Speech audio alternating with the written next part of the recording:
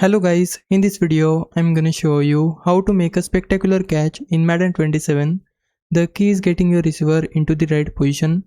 You can use a lob pass since it gives your receiver more time to get underneath the ball, but any well placed pass can work. First, look for the receiver button above your target, then press it to throw the pass.